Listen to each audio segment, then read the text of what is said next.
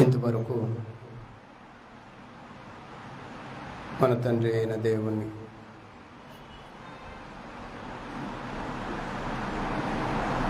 ఈ దిన ఆరాధన క్రమంలో కీర్తనల ద్వారా మహింపరిచిన విధానాన్ని బట్టి నేను దేవుని స్తుతిస్తూ ఉన్నాను. చక్కగా కీర్తనలు పాడిన మీ అందరికీ నా హృదయపూర్వకమైన వందనాలు. ఈ దిన ఆరాధన క్రమంలో తదుపరి భాగంలోకి మనము ముందుకు నడుద్దాం. కీర్తనల అనంతరము ఉత్తర ప్రత్యుత్తరముగా వాక్య పఠనం మనము ధ్యానం చేద్దాం. అందరము లేచి నిలబడి ఈ దిన వాక్య పఠనముగా కీర్తనల గ్రంథము 69వ కీర్తనల భాగం. కీర్తనల గ్రంథము 69వ కీర్తనల భాగం. ఒకంత జాగ్రత్తగా దైవికంగా ధ్యానం చేస్తూ ముందుకు నడుద్దాం. ప్రతి ఒక్కరూ మీ బైబిల్లోని మీరు తెరవండి. ఉత్తర ప్రత్యుత్తరముగా జాగ్రత్తగా ఈ వాక్య భాగాన్ని ధ్యానం చేసి ముందుకు నడుద్దాం. 69వ కీర్తనల భాగం. దేవా, జలములు నా ప్రాణము మీద పొర్లుచున్నవి, నన్ను రక్షింపుము.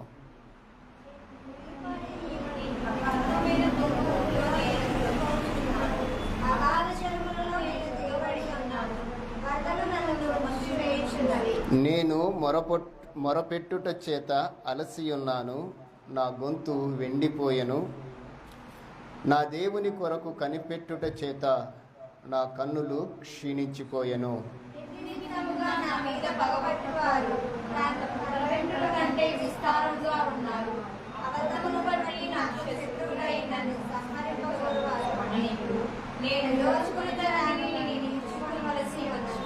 దేవా, నా బుద్ధిహీనత నీకు తెలిసేయున్నది, నా అపరాధములు నీకు మరుగైనవి కావు.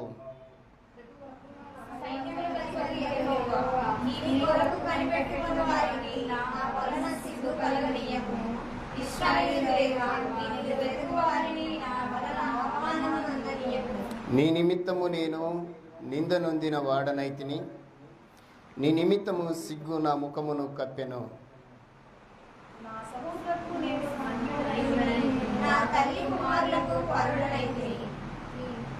నీ ఇంటిని గూర్చిన ఆసక్తి నన్ను భక్షించుచున్నది, నిన్ను నిందించు వారి నిందలు నా మీద పడి ఉన్నవి.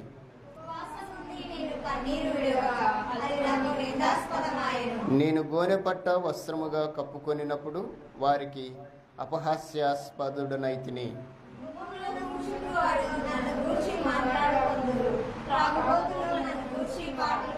యెహోవా, అనుకూల సమయమున నేను నిన్ను ప్రార్థించుచున్నాను.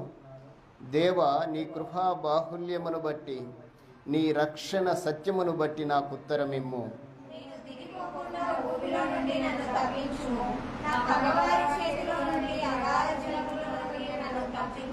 నీటి వరదలు నన్ను ముంచనీయకము, అగాధ సముద్రము నన్ను మృంగనీయకము, గుంట నన్ను మృంగకనీయకము.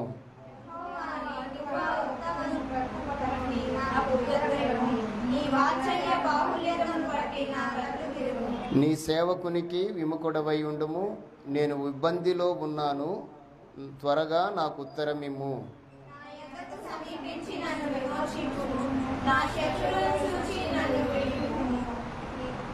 నిందయు సిగ్గును అవమానమును నాకు కలిగెనని నీకు తెలిసేయున్నది, నా విరోధులందరూ నీకు కనబడుచున్నారు.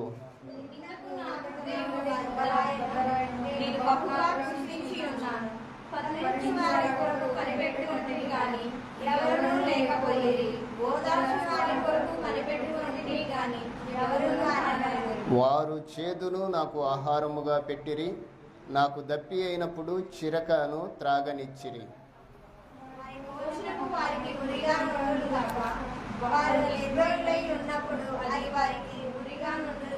వారు చూడకపోవునట్లు వారి కన్నులు చీకటి కమ్మనుగాక, వారి నడుములకు ఎడతెగని వణుకు పుట్టించుము.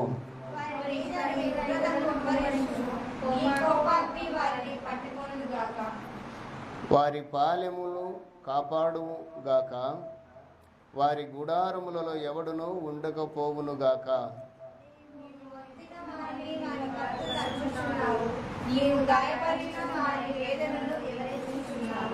దోషము మీద దోషము వారికి తగలనిమ్ము, నీ నీతి వారికి అందనీయకము.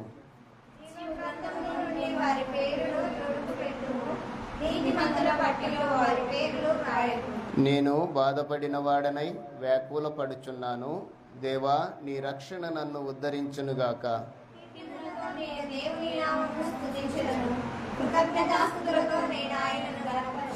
ఎద్దుల కంటెను కొమ్ములను డెక్కలు గల కోడెల కంటెను అది యెహోవాకు ప్రీతికరమగును.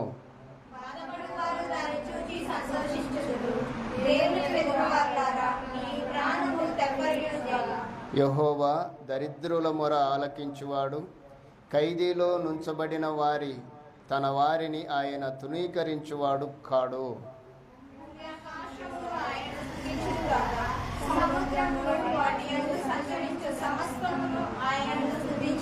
దేవుడు సియోనును రక్షించును, ఆయన యూదా పట్టణములన్నింటినీ కట్టించును. జనులు అక్కడ నివసించెదరు, అది వారి వశమగును.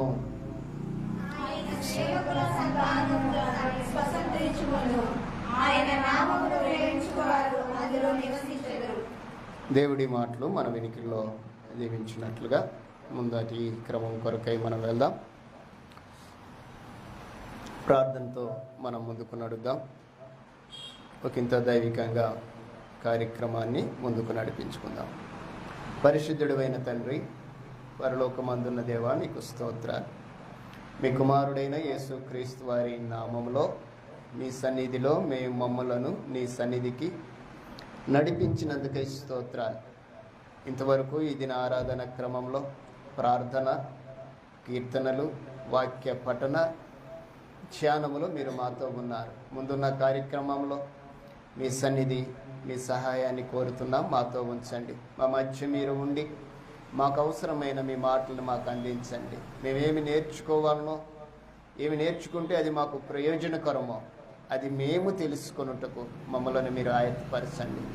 రానున్న దినాల మా వ్యక్తిగత జీవితం నాయన, మా ప్రయాణం, మా యాత్రా లోకం నాయన మీకు మహిమకరంగా ఉండునట్లుగా మమ్మల్ని మీ వాక్యం ద్వారా, మీ మాటల ద్వారా మమ్మలను బలపరచండి, సహాయం చేయండి.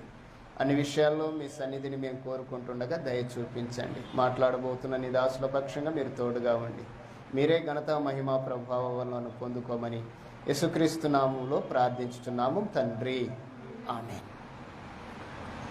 ముందుగా మన తండ్రి అయిన దేవాతి దేవునికి నా యొక్క స్తుతులు, స్తోత్రములు చెల్లిస్తూ ఉన్నాను. ఈ దిన కాలంలో మనము వాక్య పరిచర్లోకి వెళ్దాం. ముందుగా మన మధ్యలో మామగారు ఉన్నారు. ఆయన కొద్ది నిమిషాలు మాట్లాడిన తదుపరి కార్యక్రమంలోకి మనం ముందుకు వెళ్దాం. అందరూ శ్రద్ధగా మాటలు వినాల్సిందిగా మిమ్మల్ని వేడుకుంటూ మామగారిని ఆహ్వానిస్తూ ఉన్నాం.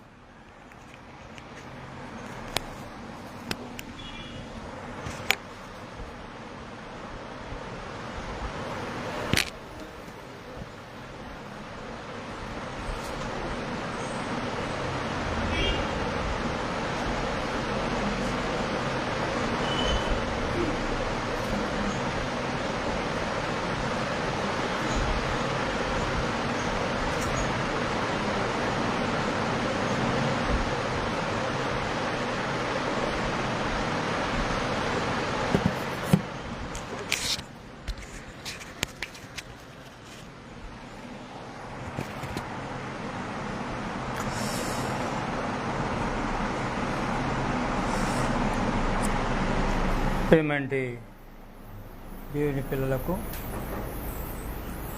ఈ దిన ఆరాధన క్రమానికి చేరవచ్చిన మీ అందరికీ నా హృదయపూర్వకంగా వందనాలు చెల్లిస్తున్నాను. దేవుడు మహిమగలవాడు. ఆయన పిల్లలను ఆయనే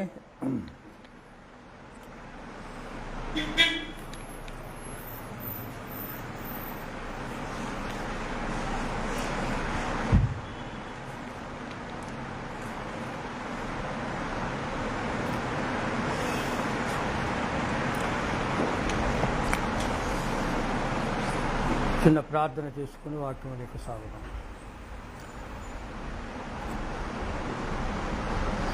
ప్రేమ కనికరము జాలి కలిగిన మా ప్రియ పరలోకపు తండ్రి,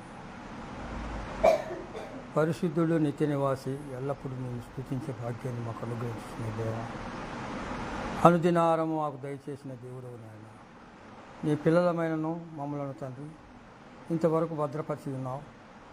ఈ ఆరాధనలో క్రమంగా తండ్రి పాల్గొనే నీ బిడ్డలను పరిచర్య చేస్తున్నట్టు నీ దాసుని కుటుంబాన్ని మీ హస్తాలకు ఒప్పచెప్తూ మీరే వారిని మంచి మనసుతో తండ్రి వేగంగా తండ్రి బ్రతుకు దినములన్నీ పరిచర్యలు కొనసాగించుకొని మహిమకరంగా వాడుకుంటావని నా ప్రభును నీ కుమారుడు యేసునామములో అడిగి ప్రార్థించుకుంటున్నాను తండ్రి, ఆమేన్. యోహాను సువార్త 5వ అధ్యాయము 24వ వచనం చూసుకున్నామా.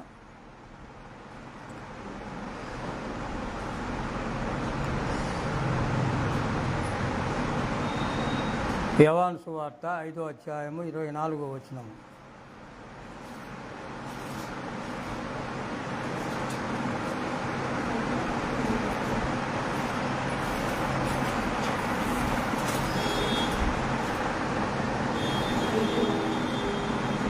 నా మాట విని నన్ను పంపినవాని యందు విశ్వాసముంచువాడు నిత్య జీవం గలవాడు, వాడు తీర్పులోనికి రాక మరణములో నుండి జీవములోనికి దాటి ఉన్నాడని మీతో నిశ్చయముగా చెప్తున్నాడు. ప్రియమంటే సహోదరులారా, సోదరి, మన దేవుడి విషయంలో మనము విశ్వాసులమైన మనము, తన పిల్లలమైన మనము ఆయన యందు మనం విశ్వాసం ఉంచినట్లయితే నిత్య జీవం ఆయన ధరించుకున్నామంటే పరిశుద్ధ జీవితంలో మనం జీవించినామట్లయితే ఆయన మనతో మాట్లాడతాడు. మనం బ్రతుకుతాము, జీవిస్తాము, నిత్య జీవము మనలో ఉంటుంది. కనుక ఆ నిత్య జీవం మాటలు మనం వినాలి. ఆయన ఎల్లప్పుడూ మీ కొరకు, నా కొరకు ఆయన పరలోకములో ఉండి తండ్రి దగ్గర విజ్ఞాపన చేస్తున్నాడు.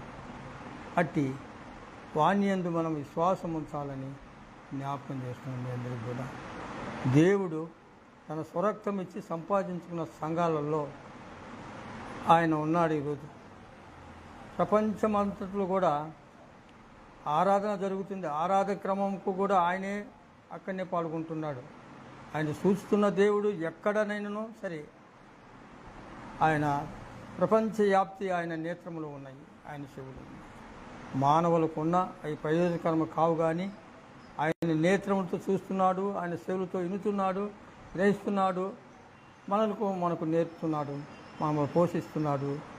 అలాంటి దేవుని సన్నిధిలో ఈ దినము మనం గడుపుకుంటాం. మనకు గొప్ప ఆశీర్వాదకరమని ధన్యతని మీకు తెలియజేస్తున్నాను.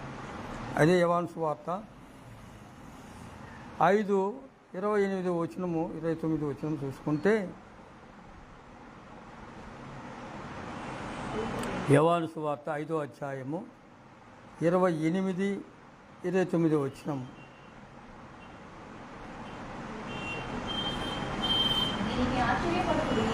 దీనికి ఆశ్చర్యపడుకుడి, ఒక కాలము వచ్చుతున్నది, ఆ కాలమున సమాధుల నుండి వారందరూ ఆయన శబ్దం విని మేలు చేసిన వారు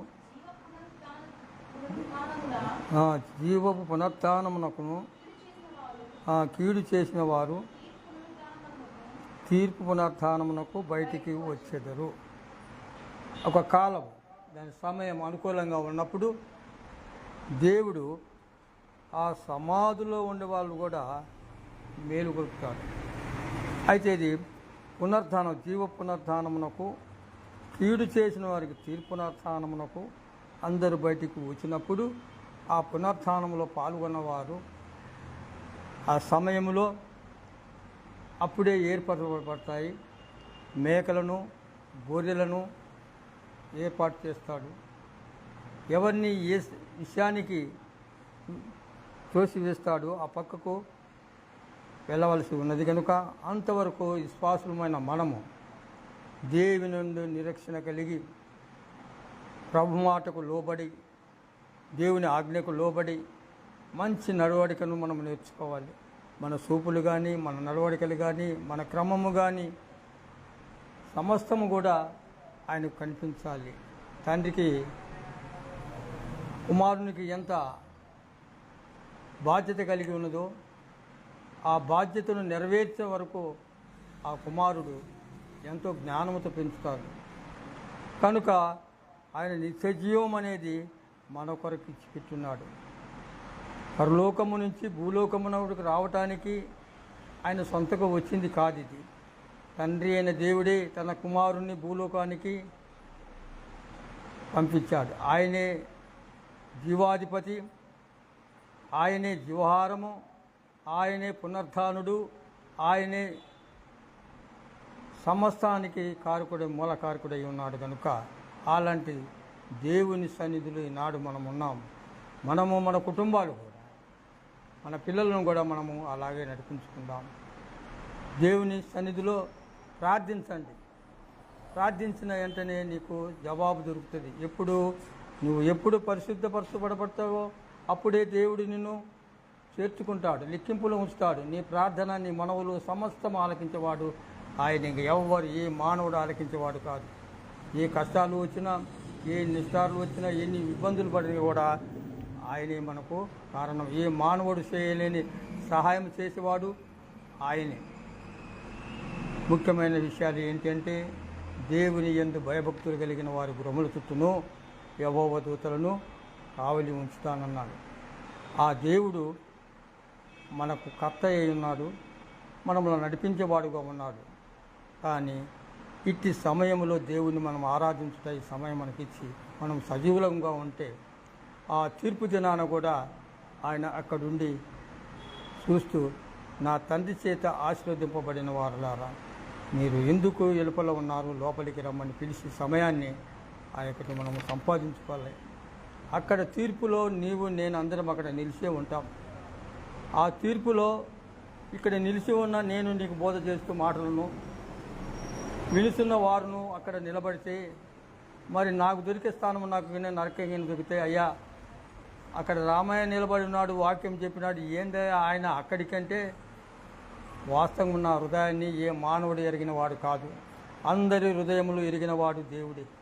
ఆ తీర్పు దినాన అక్కడ ఉండే సమయాన్ని ఆయన చూస్తూ ఆయన అందరినీ పిలుస్తాడు, ఏర్పాటు చేసి అదుగో ఆశీర్వదింపబడిన వారికి మంచి మార్గము దొరుకుతుంది. మరి ఆశీర్వాదం లేని వారికి కీడు పునరుత్థానంలోనికి నిలిచి ఉంటారు. వాళ్ళు ఏకముగా ఒకరికొకరు చూసుకుంటారు. అక్కడ జరుగుతుంది. ఇక్కడైతే మానవులమైన మనము ప్రతి విషయాన్ని దాచుకుంటాము, కానీ దాచబడింది బయలుపరచబడకపోదు. కానీ అక్కడ తెలుస్తుంది మన అందరి జీవిత చరిత్ర. అందుకని దేవుని యందు మీరు భయభక్తులు కలిగి మీరు మీ కుటుంబాలు అందరము కూడా ఒకరికి ఒకరు ప్రాణము కలిగి స్నేహం కలిగి ఐక్యత కలిగి ప్రార్థించితే మనకు చాలా సంతోషమైన గృహాలుగా ఉంటాం. మత్తయి సువార్త 7వ అధ్యాయము 21 వచనం. మత్తయి 7వ అధ్యాయము 21 వచనం.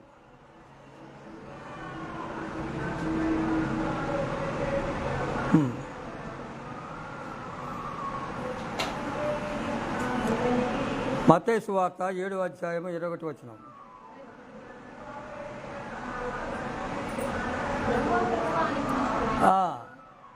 ప్రభువా ప్రభువా అని పిలుచువాడు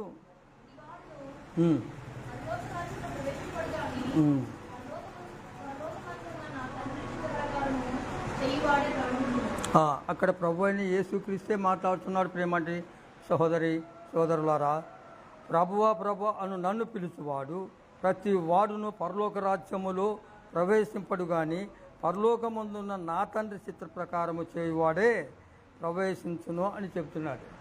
ఇది నా ఇష్టం కాదు, నువ్వు ప్రభు నన్ను అడుగుతున్నావు. ఆయన నీవు మనుషులకు కనపడే సేవ, మనుషులకు పడబడే పరిచర్య, మనుషులు చేసే నడవడికలను సమస్తానికి నువ్వు ఉన్నావు, చూస్తున్నావు. కానీ మంచి పరిచర్యలోనే ఉన్నావు, మంచి మాటలతోనే ఉన్నావు, సంఘాన్ని కాస్తున్నావు, అన్నీ బాగానే ఉన్నాయి. కానీ ఇక్కడ ఏమంటున్నాడంటే, ప్రభువా ప్రభువా అని నన్ను పిలుచు ప్రతివాడును. ఎవరైనా కానీ, సేవకుడు కానీ, సేవకురాలు కానీ, ఎవరైనా మన అంతరంగములో మనము మారు మనసు లేని జీవితానికి అలాగ మనం చేసినట్లయితే పరలోక రాజ్యం మనకు లేదు. సత్యముతో ఆత్మతో ఆరాధించే ఆత్మలను దయచేయమని, నాలో ఉండే కలుషాలని, నాలో ఉండే స్వభావాలని, నాలో ఉండే కీటకములన్నీ తీసేయి ప్రభువా, నన్ను శుద్ధినిగా చేయమని మనం ప్రార్థన చేసుకుంటే మనం పరిశుద్ధులమవుతాము. ఆ దినాన మనం పిలిచిన దానికి, ఆయన అడిగిన దానికి జవాబు ఉంటుంది. ఇలాగూ పైగా మనము అలాగూ ఉంటే దేవుని రాజ్యానికి మనము వారసులు కాదని నేను మీకు తెలియజేస్తున్నాను. ప్రేమంటే దేవుని సంఘం నేను చేసేది కాదు, కానీ లేఖనంలో రాయించిన ప్రకారం నేను మాట్లాడుతున్నాను. నా విషయంగా నేను చెప్పేది కాదు, కానీ దేవుని వాక్యము, ఆయన రాయించినటువంటి మాటలు నా మాటలు కాదు. నా మాటలు వినొద్దు, దేవుని వాక్యము వినండి, బైబిల్ చదవండి, వాక్యాన్ని గ్రహించండి. ప్రతి దినం 3 సార్లు, అంటే ఉదయకాలం లేచినప్పుడు 5 నిమిషాలు, ఏ పనికి వెళ్ళినప్పుడు 5 నిమిషాలు, సాయంత్రము రెస్ట్ దొరుకుతుంది 5 నిమిషాలు నీ ప్రార్థన చేసుకున్నట్లయితే దేవుడు మనకు తోడుగా ఉంటాడు. ప్రార్థన ఆలకిస్తాడు, మన కష్టార్థములు దీవిస్తాడు, మన ఆర్థికములను చూస్తున్న దేవుడే మనములో బలపరుస్తాడు. ఈ భూమిపైన ఏమి సంపాదించుకున్నా ఇది స్థిరమది కాదు, ఈ ఆస్తులు కాదు, నీ బిల్డింగులు కావు. ఒకనాడు మనము మట్టిలో ఉండే నరులం, ఎక్కడి నుంచి వచ్చిన మట్టివారిమైనప్పటికీ ఇది స్థిరమైన విశ్వాస పంప కాదు. ఇది స్థిరమైనది విశ్వాసమైన గృహము ఒకటి ఉంది కనుక మనము పైగా ప్రభువా అని పిలిస్తే అది కాదు, కానీ ఆత్మతోనూ సత్యముతోనూ ఆరాధించాలని దేవుడు తన కుమారుని ద్వారాగా మనకు మాట్లాడుతున్నాడు. ఈనాడు తన కుమారుడే మనతో మాట్లాడుతున్నాడు, తన పిల్లలకైనా మనకు తెలియజేస్తున్నాడు. కనుక ప్రేమంటే సహోదరి సోదరులారా, మీరు జ్ఞాపకం ఉంచుకొని బైబిల్ చదివి మాటను స్థిరపరచుకొని మీ హృదయాలలో నివసించాలని జ్ఞాపకం చేస్తున్నాను.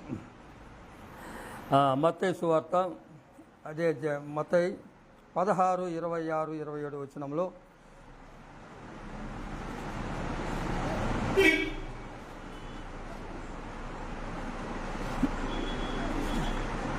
నిదానంగానే తీయడం ఏం కాదులేమ్మా, నిదానంగా తీయండి, తొందర ఏం లేదు. మత్తయి సువార్త 16, 26, 27 వచనం. అందరూ చూడాలి బైబిల్, నేను చెప్పుకుంటూ పోయేది కాదు, నేను కాదు. మీరు బైబిల్ తీసుకున్నవారు అధ్యాయాలు చెబుతుంటే దాన్ని ఖచ్చితంగా తీసుకొని ఏం మాట్లాడుతున్నాడని కూడా మీరు కూడా గ్రహించాలి. వాక్యాన్ని మీరు తెలుసుకోవాలి. నాకు తెలియంది మీరు నాకు నేర్పించండి. మీకు నేను చెప్పాల్సిన అవసరం మాటలు ఉంటే నేను చెప్పగలను, లేకపోతే ఏమీ లేదు. అందరం నేర్చుకోవాలి, జ్ఞానం పొందాలి. తీసుకున్నామా? మత్తయి సువార్త 16వ అధ్యాయము 26 వచనం 27 వచనాలు చూసుకుందాం. ఒక మనుషుడు లోకమంతా సంపాదించుకొని చదువు తన ప్రాణమును పోగొట్టుకుంటే ఏమి ప్రయోజనము? ఒక మనుషుడు తన ప్రాణమునకు ఏమి ఇవ్వగలడు? మనిషి కుమారుడు తన తండ్రి మహిమ గలవాడై తన దూతలతో రాబోతున్నాడు. అప్పుడు ఆయన ప్రతిఫలము చూశారమ్మా. దేవుని వాక్యము, దేవుడైన వాక్యమును చూడు ఎలాగ బోధిస్తే తను మనకు తెలియజేస్తున్నాడు. లోకమంతా సంపాదించుకుంటున్నాం. లోకంలో ఒక అధికారిగా కావచ్చు, ఒక రాజకీయం కావచ్చు, ఒక రాజు కావచ్చు, ఒక ప్రధాని కావచ్చు, ఒక సీఎంఓ కావచ్చు, ఎవరైనా కావచ్చు. లోకంలో మనం జీవించిన కాలము మన కోరికలు ఏముంటాయంటే, నేను అంత సంపాదించుకుంటానని ఉండొచ్చు కోరికలు, కానీ కోరికలు కావు. దేవుడు చెప్పేది మనం వినాలి. ప్రయోజనం ఏముంది? ఎంత సంపాదించుకున్న కోట్లకు వచ్చిన ప్రయోజనం లేదు, లక్షలకు వచ్చిన ప్రయోజనం లేదు, అరబ్బు రూపాయలను కూడా ప్రయోజనం లేదు, ఒక దేశానికి ఒక రాజైన ప్రయోజనం లేదు. కానీ యేసు ప్రభువు లేని జీవితం, దేవుడు లేని జీవితం అనే ఆత్మలో ఏమి ప్రయోజనం లేదు.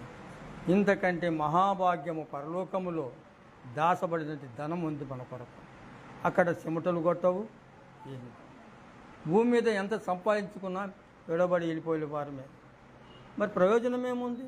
రాజులు సంపాదించుకుంటున్నారు, కొట్లకు పెట్టుకుంటారు. ఇక సంబంధం, శారీరక సంబంధం, లోక సంబంధమైన కార్యాలకై జరుపుకుంటున్నారు. కానీ పరలోకమందున్న తండ్రి క్రియలకు, తన పనుబాటికి ఎవరు చేతులు చాపియ్యరు. చేతులు చాపిచ్చే కూడా వాళ్ళ హృదయాలు సరైనవి కావు. ప్రజలలో మంచి క్రియలు చేస్తున్నాడు అనుకుంటాడు, కానీ వాని హృదయములో లేడు. ఎందుకు? క్రీస్తు లేని జీవితం ఎందుకు? అనర్థం. నమ్మి బాప్తిసము పొందిన వాడు రక్షింపబడును, నమ్మని వాడు శిక్ష విధింపబడునని వివేకనం బోధిస్తుంది. కనుక లోకమంతా సంపాదించుకున్నంత ప్రయోజనం లేదు. కానీ ప్రభును సంపాదించాలి, ప్రభు దారి మార్గంలో నడవాలి. ఇది జీవ మార్గము, సత్య మార్గము. అయితే తెలుసుకొనలేక నేను కూడా అంధకార శక్తులతో నిలిచిన వాడిని. నేను కూడా ఒక దినము మా ఆరాధన కూడా హిందూ ఆరాధన చేసేవాడిని. నేను కూడా వినిపించేది. అయినప్పటికీ దేవుడు కొద్దిగా మనసు నాకు ఇచ్చి మారు మనసు నిమిత్తం నేను నడుచుకుంటూ జీవిస్తున్నాను. అలాగనే ప్రతి కుటుంబం నిలబెట్టిన ఈ విగ్రహం ఏమన్నా మాట్లాడుతుందమ్మా? ఏం మాట్లాడుతుందా? నడుస్తుందా? లేదు. అది మన చేతులతో చేయబడింది. ప్రభు తను భూమిలో నుంచి తీసినట్టు ఒక మట్టి తను స్వరూపం ఏర్పరచుకొని, తను పోలికలు ఏర్పరచుకొని జీవం ఇచ్చినాడు, ప్రాణం పోసాడు. మరి నడిపిస్తాడు. అవి నడవమంటే నడుస్తాయా? నడవ. అన్ని బురిడి విద్యలు లోకంలో, అన్ని బురిడి విద్యలు నాకు తెలుసు, తెలియని కాదు. ఎన్ని మాయ విద్యలు అప్పటి వరకే అది. కానీ మాయ విద్యలతో ఏ కడుపు నింపుకునేది లేదు, ఏ చేసేది. ఆదాముతో మాట్లాడా, చెప్పి నీవు శ్రమపడు అని చెప్పి కష్టం చేయమన్నాడు మానవుని. మనం కష్టం చేయాలి, సుఖపడేది కాదు కావాల్సింది. కష్టం చేసుకొని జీవించాలి, ప్రభు వైపు రావాలి, ప్రభు సన్నిధిలో నిలసాలి. అప్పుడు ప్రభు మనల్ని ఆశీర్వదిస్తాడు, మనముల కుటుంబాలను మరి ఎల్లప్పుడూ ఆయన కాపుదరిగా ఉంచుతాడు. మనిషి కుమారుడు తన మహిమగల దూతలతో రాబోతున్నాడు. అప్పుడు ఆయన యవ్వని క్రియలు చొప్పున వానికి ప్రతిఫలం. ఆ రోజు తెలిసిపోతుందండి. మనం రాసిచ్చిన ఎగ్జామ్స్ ఏమన్నా బాగా చదివినా పర్వాలేదు, మనం అందరూ మొత్తం వస్తారు. మా మనమరాలు కూడా మన పోయిన ఎగ్జామ్ రాయను, మా చిన్నవి. అక్కడ మేము రాసిందో మాకైతే ఏం తెలియదు. తెలుసుదా? పాస్ అయినప్పుడే ఆమె బాగా చదువుకున్నది, మంచి నాలెడ్జ్ కలదని బాగుంటుంది. అలాగనే నీవు ఈ లోకములో ఈ యొక్క ఎగ్జామ్స్ పాస్ కావాలి. దేవుని గ్రంథములో, పరిశుద్ధ గ్రంథములో ఏమైతే రాయబడి ఉన్నాయో వాటికు నడవడికలకు నువ్వు నడవాలి. దుష్టుల ఆలోచన చొప్పున నడవక, పాపుల మార్గం నిలవక, అపహాసులు కూర్చున్న చోట కూర్చుండక, యెహోవా ధర్మశాస్త్రము దివారాత్రులు ధ్యానించువారు ధన్యులని చెప్పిన విధముగా తన పిల్లలమైన మనకు ఇలాంటి నడవడికలు లేకుండా సత్యమైన మార్గంలో జీవించాలని సమయం ఇచ్చినట్టు నీ దాసునికి నాకు హృదయపూర్వకంగా వందనాలు, మీకు వందనాలు చెల్లించుకుంటూ ఈ సమయాన్ని ఆయనకు ఇస్తున్నాను.